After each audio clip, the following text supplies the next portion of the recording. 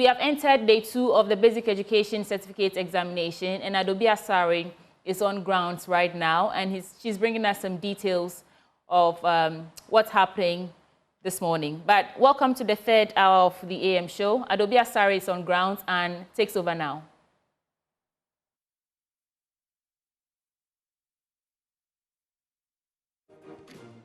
The 2025 Basic Education Certificate Examination, and we are here at Accra High School, where 5 schools are expected to partake in today's examination with 134 students from all 5 schools combined. Now, today they'll be writing 2 subjects.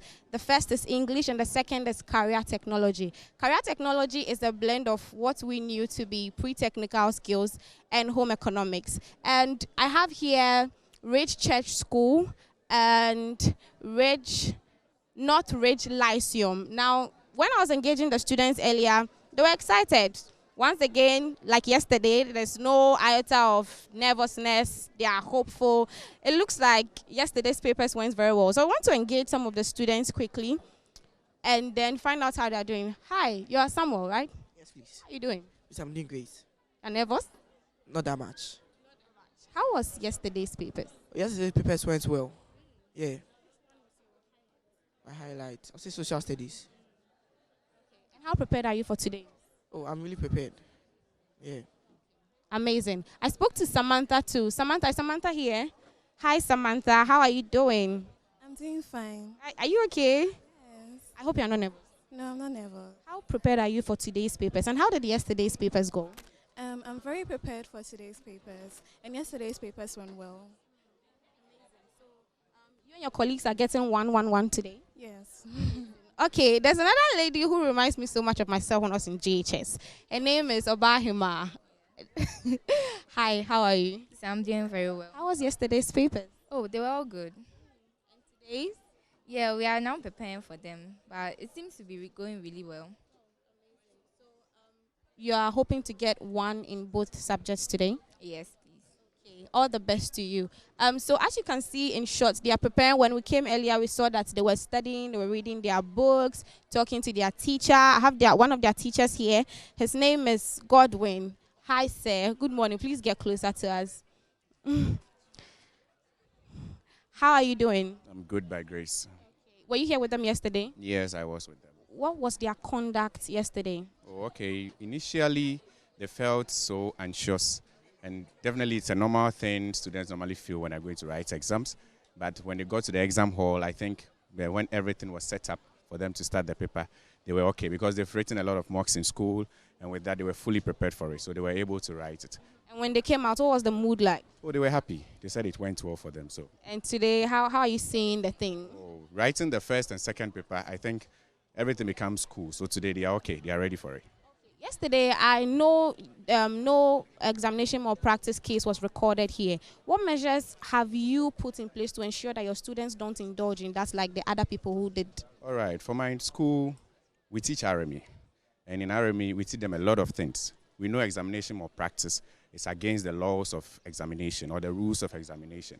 So we've instilled that in them, and not just teaching them, we want them to practice it. So that in future, we are not going to get corrupt leaders. We want the leaders who can be able to help develop the country.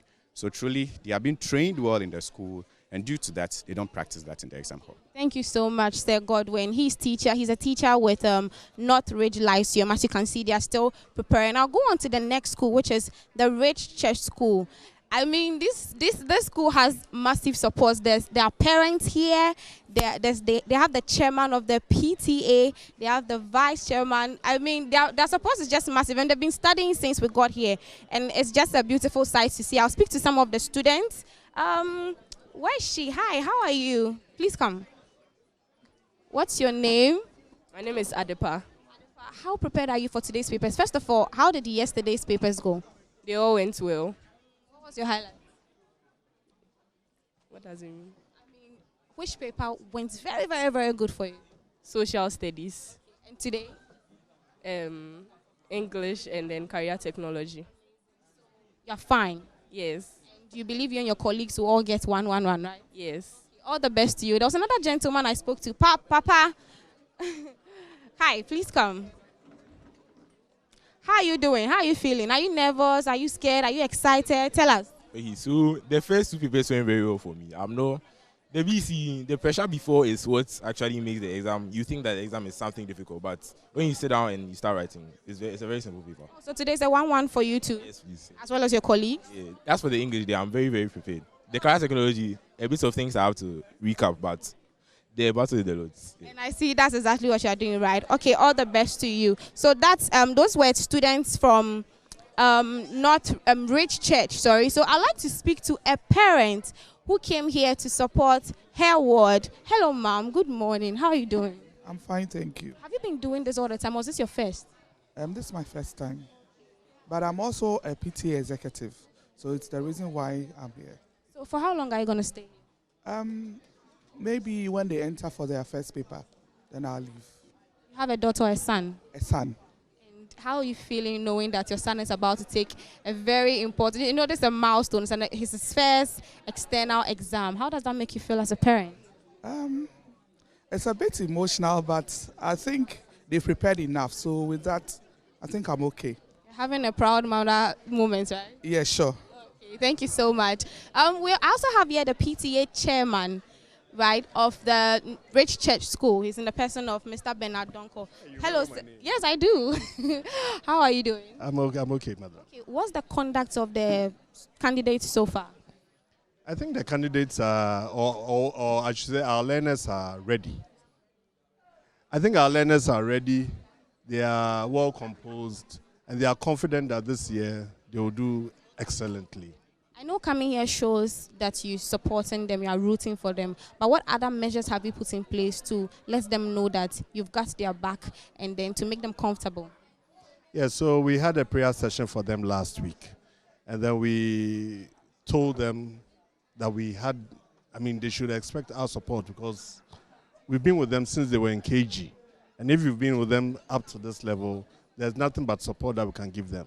So we made sure that whatever will make them comfortable here, the PTA has also provided for them. A while ago, I even saw them praying. I think you do a lot of prayer and a lot of preparations. That's important to you, right? Yes, it's a church school, so I don't think you should expect anything less. Yeah. Thank you so much for speaking to us.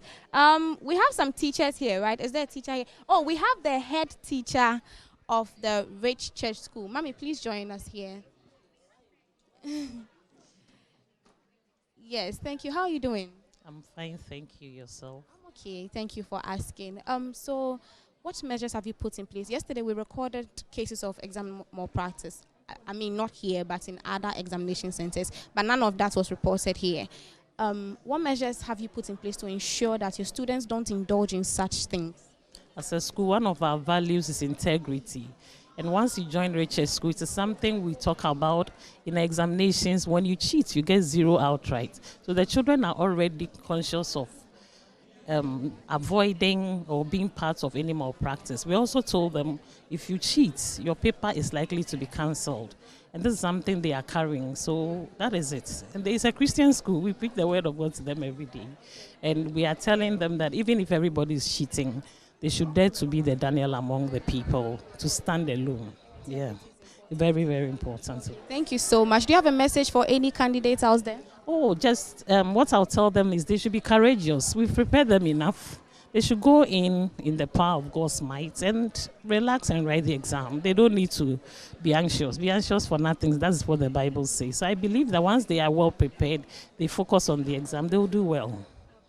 So much. So there you have it. Later today, we'll be touring other examination centers with the WAEC boss. It's in the person of Professor Thomas Yoma. And so we'll bring you updates of that as and when in our subsequent bulletins. Sweetie, over to you.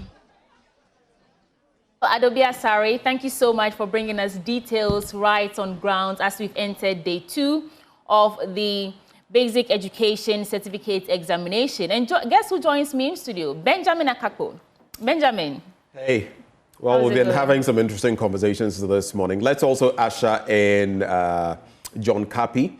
He is Head of Public Affairs at the West African Examinations Council, and he'll be telling us a bit about the preparations and everything so far. Mr. Kapi, a very good morning to you, sir. Hello, Mr. Kapi. Please unmute for us, please.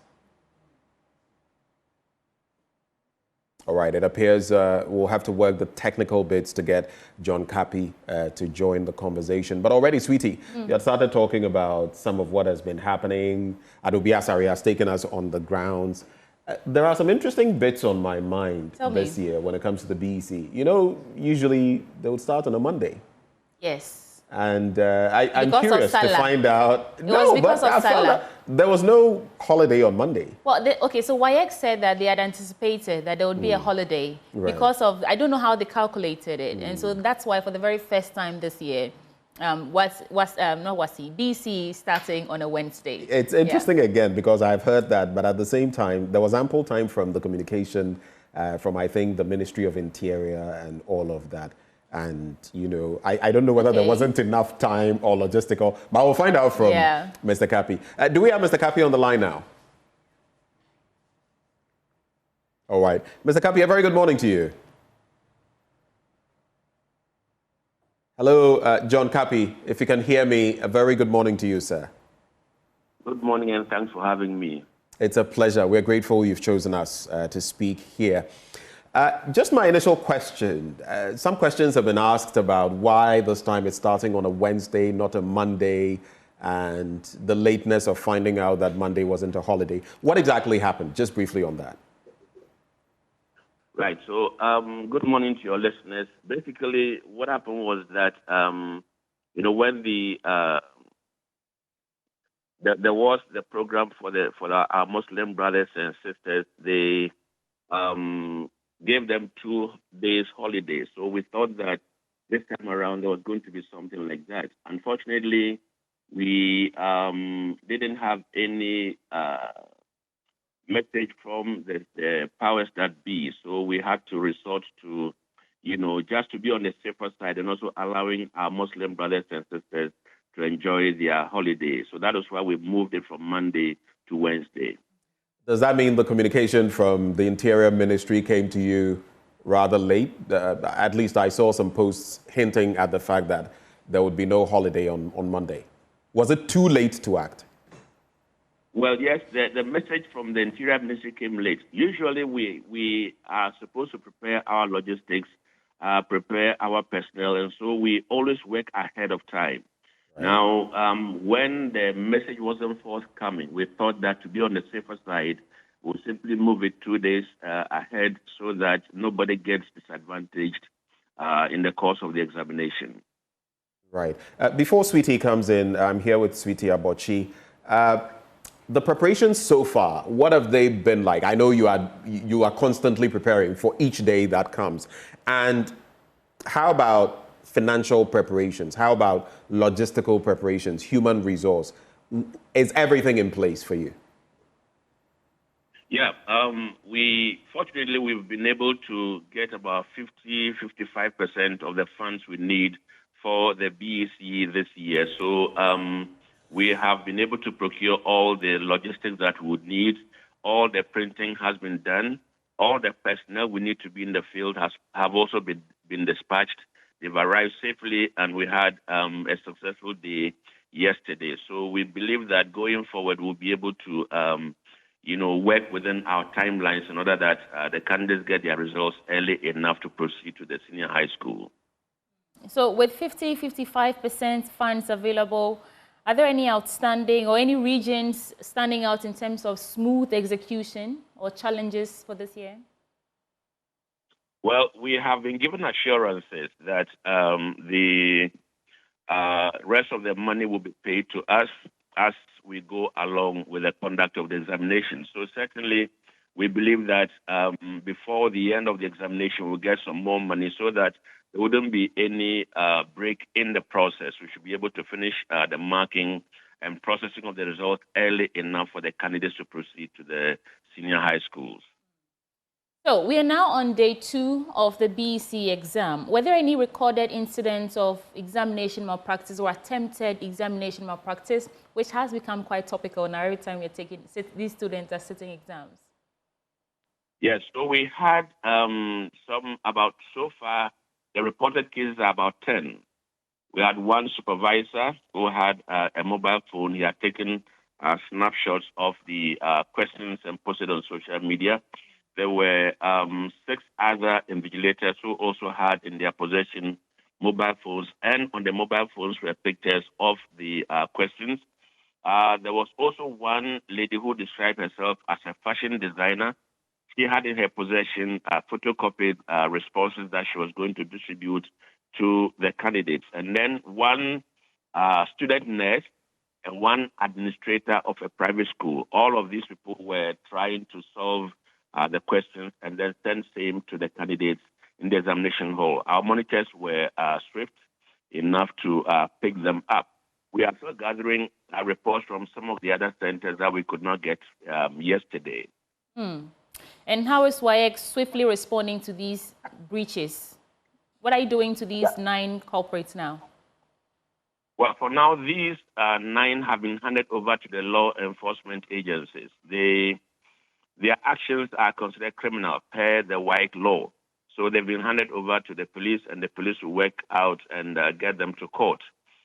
Yesterday, I was in a conversation with the NIB boss in the Ahafo region, and I mentioned to him some of the hotspots that we had discovered based on the responses that were coming from there.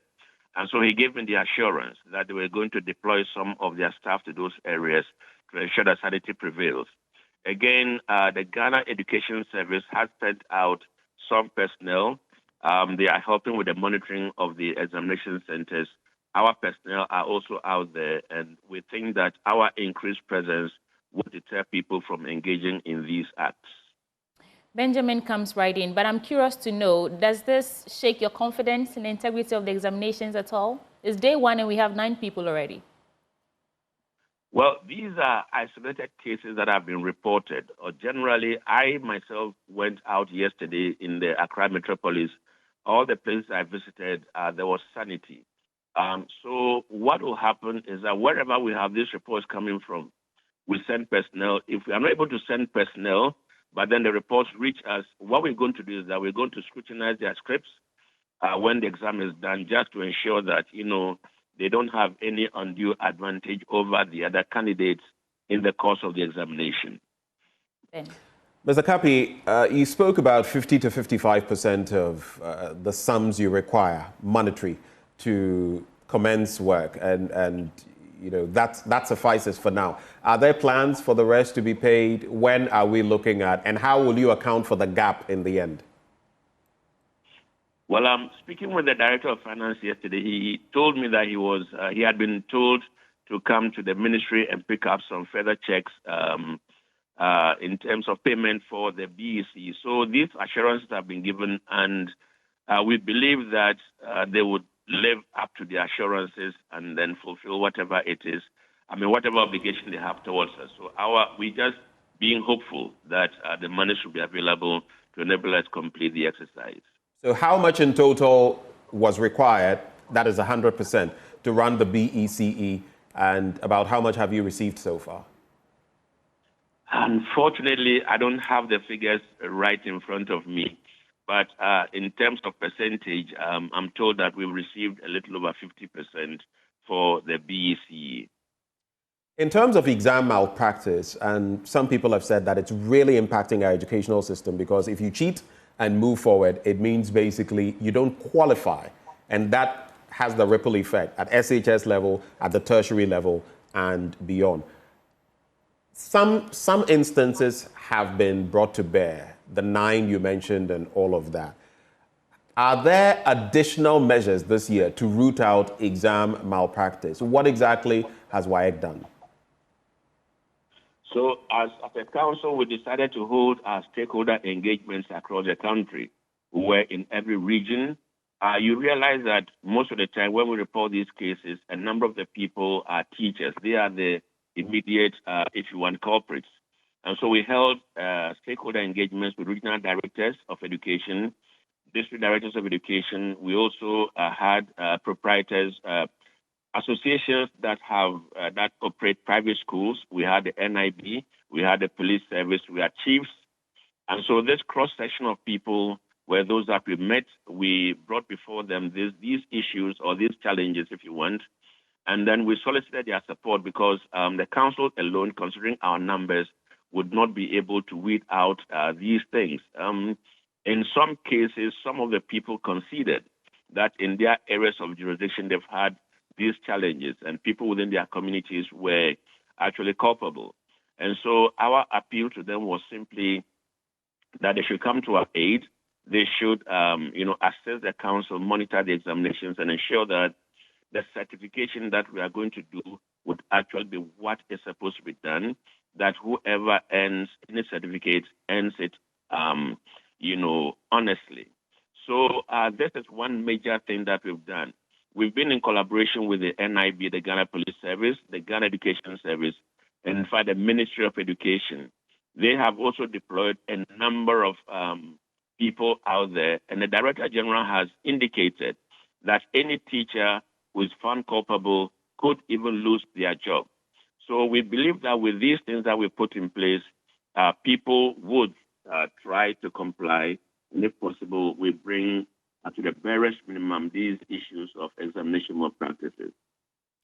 Do you think we need stiffer penalties for schools, centers, pupils themselves, staff, even WAEC staff sometimes, and supervisors to ensure that they have the necessary fear in them not to engage in these acts? Do you think stiffer penalties are required?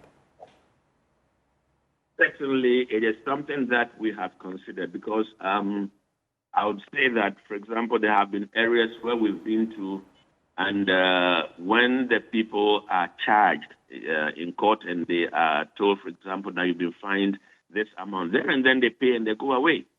So we've observed that these penalties are not punitive enough.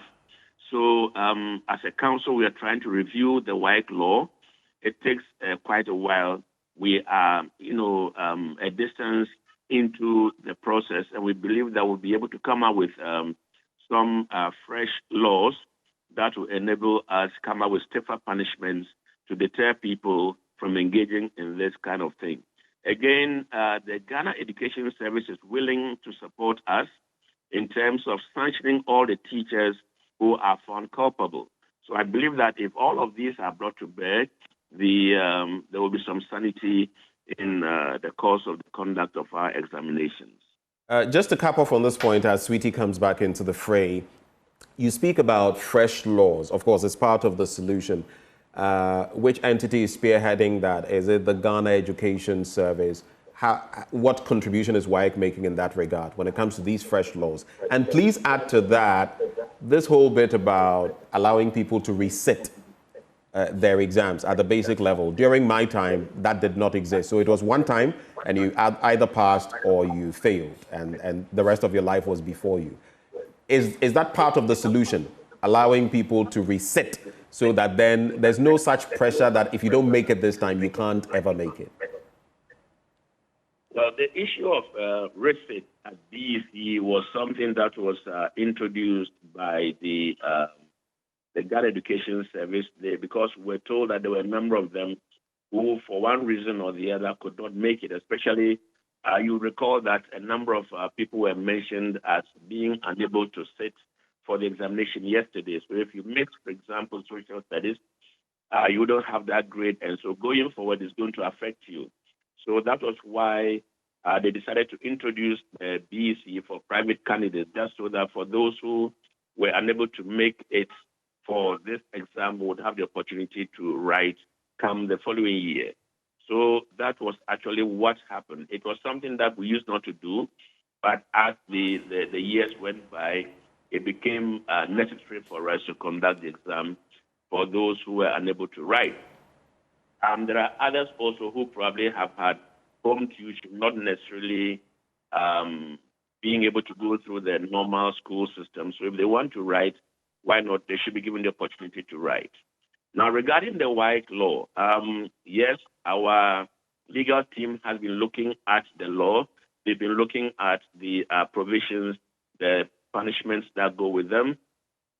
And what we've also done has been to solicit the support of other, legal brains in the country who would assist us to come up with, a more refined WAEC law where, we'll take a look at the penalties again and see if there will be a possibility of probably, making them stiffer so that people wouldn't just take the law for granted, but we ensure that they, comply, and then we do away with issues of examination malpractice. Something that Ben said wants me to ask you about pregnant students. He said, if you fail, then the rest of your life is before you. I think there's a growing trend in pregnant and nursing mothers sitting the exam, particularly in the north and some parts of the Volta region. Has there been any strategy put in place to ensure that they are supported fairly during this examination period? Usually, you only get to know about pregnant candidates when the exam is ongoing. But then, per the GES rules, there is no provision for any, pregnant candidates. What we try to do is that for every examination center, there is a kind of infirmary or a makeshift clinic where candidates will be given first aid, and if there's a need for them to be sent to a bigger health facility, they are transported there. So regarding pregnant students, there is no specific provision for them in the course of the conduct of the exam. Mr. Kapi, this isn't the first time we'd be hearing of such a situation. Going back 4 or 5 years, as far as I have read on so far, is it possible that you make provisions for it because there might be at least one student who's pregnant, so they're supported fairly? So this is an issue that we have to pick up with the Ghana Education Service because they are the ones who actually own this examination. So if, for example, they ask that, what has happened in previous years has been that when people are indisposed, we try to see how we take the question papers to them wherever they are, especially in health facilities, for them to be able to write. That is, if they are in a position to write. But what we realized was that people were using that as an advantage to, engage in other forms of malpractice. People were cheating even from the hospitals. So the council took a decision that henceforth we're not going to do that.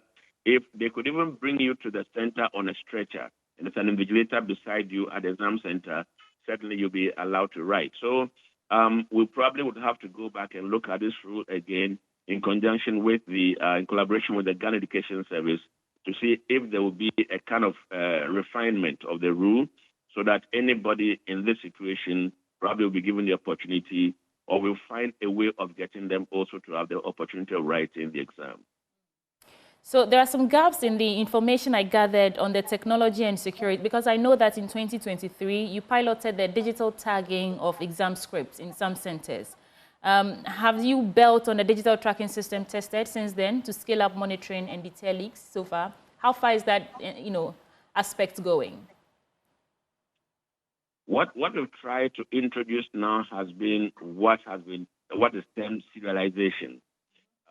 For the objective test, or what they call item randomization. There are so many technical terms that are used in describing that, so that we are able to detect, transfer of questions, if you want, or responses from one center to another. If, for example, you are in center A, your questions are different from those in center B. If they bring you responses from center B, obviously you are going to get them wrong. This is something that we have started specifically with the objective test. Going forward, plans are far advanced for us to see if we can replicate same in the written papers, just so that even if people are photocopying or taking snapshots and posting on social media, it's not going to be beneficial to the candidates in the examination halls. So this was tested from 2023, last year too, before this year, tested and approved? Just for clarity. Yes, yes, we have had these types of tests from 2023, and it's worked well for us. Yes, okay. It has. All right. Benjamin. Let's look at exam malpractice. Let's delve deeper into that. In terms of questions leaking, which we have seen to be an essential part of that, and in terms of impersonation, what has the tide been like so far in respect of these? We've tried to introduce new rules regarding the printing process. We've usually had our own security personnel, the WAEC local security. We have the police there. In recent times, we've brought in the NIB as well. The entire facility, the printing facility is, we have installed CCTV cameras in the entire facility. And so we are able to monitor and ensure that the printing is done in an atmosphere where nobody has an advantage to do anything untoward.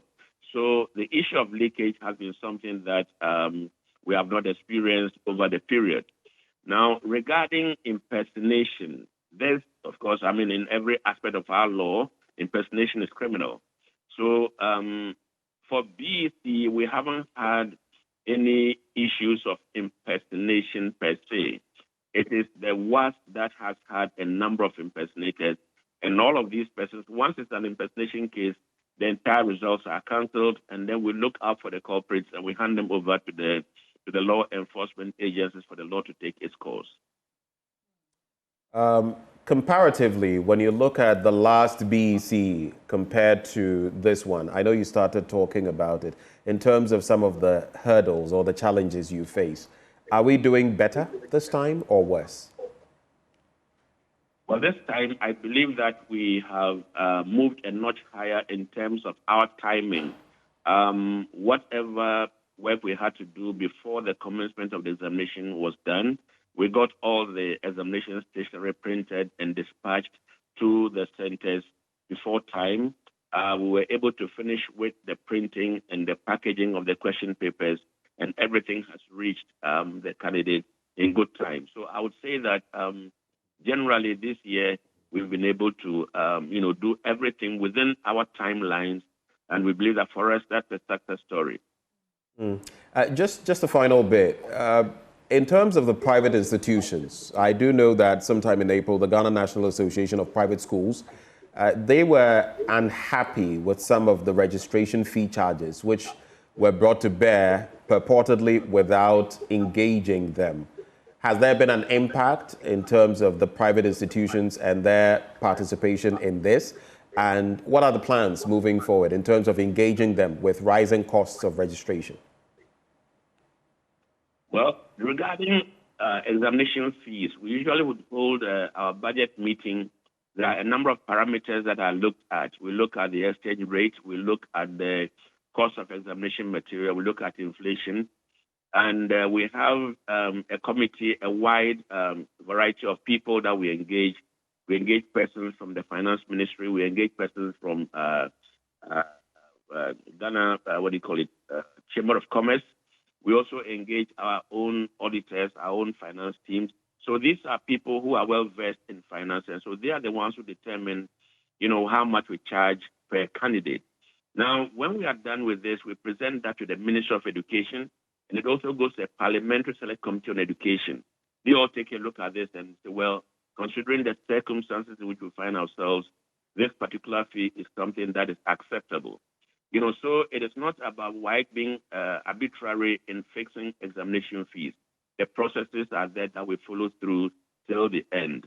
So we have advised that if there are any challenges people have, especially the private schools have, in terms of examination fees, the best place to go would be to the Ministry of Education, where these issues should be ironed out. And if there will be any mitigation that can be done for them, it will be done at that level. As far as we are concerned, we would have gone through the processes that are laid out for us. And so if the ministry comes out and says that this is an additional thing that we need to do by way of maybe reducing the examination fees, why not? As a council, we'll go ahead and do it, because then the deficit will be borne by the states. Yeah, Mr. Kapi, it is the fourth industrial revolution, and AI is integrated in so many things now. Are there any strategies in place to ensure that students are not somehow using AI, or are you encouraging them to use AI in any form? How does AI situated in this year's BECE? Well, for revision purposes, AI is not something that we'll frown upon, because even as, in our working areas, we also resort to AI once in a while. What we frown upon is the use of AI in the examination hall. Usually what happens is that some of the responses that come, you realize that they are not able to get the specific information they need to answer the specific question. Yeah. They just get information and provide everything on the answer booklet. So that is an area where we frown upon. But then if they use that for their revision, they use that to prepare themselves for the exam, why not? I believe that nobody can stop them from doing that. So in terms of the numbers, I see that the number of females outnumber the males this year. But I'm also looking at the trends over the last year. Are you seeing an increase in the number of candidates? And is that, from your expert opinion, what's accounting for either the increase or decrease in the numbers? Over the years, we've realized that the numbers have gone up. I mean, there's always a certain percentage increase in candidature. For, I think, 2 years ago, we had quite a large number because we're going to introduce a new curriculum. And I believe that people may have skipped their children. The Minister of Education tried to, excuse my voice this morning, the Minister of Education tried to see how they could, stop some of them from registering for the BECE, but they could not. But then the trend has been that virtually every year there will be a slight increase in the candidature for our examinations, probably because our population is growing. In terms of male-female ratio, over the years we've always had a higher female enrollment than male enrollment. Maybe because the females are more than the males in the country. Okay. One last top-up before you come in. I saw the statement before the start of the examination, I think it was yesterday, and you mentioned that this year will be the last time that private candidates will be using the old syllabus or would be examined on the old syllabus. Please explain exactly what that means and how candidates or parents can be cautious going forward. Right. So we believe that for those who are rate-fitting, they would have been taught in the old syllabus. The new curriculum started last year, and we have it also this year. Our assumption is that by next year, we would have been able to phase out all the candidates who probably are schooled in the old syllabus. And so come next year, everybody will be examined on the new curriculum because we believe that they would have gone through the system from Basic 1 to Basic 3. We usually give a 2 or 3 year grace period. I think we've given a 2-year grace period, and that is what is going to, determine the examinations for next year. So next year, certainly there would no longer be any candidates, or if anybody wants to write, they should prepare using the new curriculum. But you only made that exception for private candidates for this year. Yes, that is correct, because we still have some candidates who schooled in the old syllabus. But then those who are in school have done it, I think, for all the 3 years. So that means that they are conversant enough with the new curriculum, and they would be able to use that for the examination. Mr. Kapi, just a few more questions. Looking at the registration fees, the charges, I got some complaints from some parents who felt, apart from the registration fees, there were some add-ons from some schools. Are these legal? Are they legitimate, be it 50 cedis or less, or maybe in some instances more? Do you engage the schools on these charges? Unfortunately, we have not received any formal complaints from any of the parents about this increase. We've heard it also in the news. They've called us for WAEC. What we do is that once we fix the fee, that is what we expect. So, for example, you present to us 100 candidates, the fee is 214. So it's 214 Ghana cedis times the 100 candidates you have. That is all we charge. Some of them have tried to justify the little add-ons that they do. They claim that they have to transport the children from the schools to the examination center. They also claim that they have to make provision for some snack or lunch for the candidates during the course of the examination. A number of reasons have been, assigned. Now, on our part, we do not have the mandate to restrict schools to collecting these fees. All we do is that when you are paying the money to us, we do that based on the number of candidates we have and the fee that we have put out there. So probably they would have to present this particular situation to the Ghana Education Service or the Ministry of Education and seek redress from those quarters. They have the mandate to enforce, the strict payment of the fees that are brought out by the council. In terms of long-term measures in respect of dealing with exam malpractice, are there any considerations for using closed-circuit television cameras, CCTV, as we usually call them? It's been proposed in the past, and it could help deter cheating. It could also help in evidence gathering, which you usually need when you have to prove that cheating has happened, and also add to the general transparency of the process. Is it something you've considered at any point? Yes, when we had our stakeholder engagement, these suggestions came up. Some of the people made suggestions that if it were possible, we could, at least for now, have pavilions around the country where the candidates would gather and write the examination, and where we can install these CCTV cameras. Now, to be able to implement something of this nature, we would have to, collaborate with the Ghana Education Service and the Ministry of Education, because there are financial implications. And for us as a council, we are not supposed to be profit-making. All the money we use for our operations come from examination fees. So when there are any extra expenses that come beyond examinations, we need to have some buy-in and probably some contribution from other quarters. So if the Ghana Education Service and the Ministry of Education will come on board, I believe that together we should be able to come up with something like this. Now, when you go around, for example, there are some of the schools that you visit, and they use in excess of 20, 25 classrooms. This is a recipe for, examination malpractice. Because even for us as external monitors, when we go out there, by the time you go round, you move from one room to another, whatever happens behind you, you are unable to tell. So if we are able to do something like this, we believe strongly that it will go a long way to enable us, stick to the rules of the exam, and nobody will have any undue advantage over another.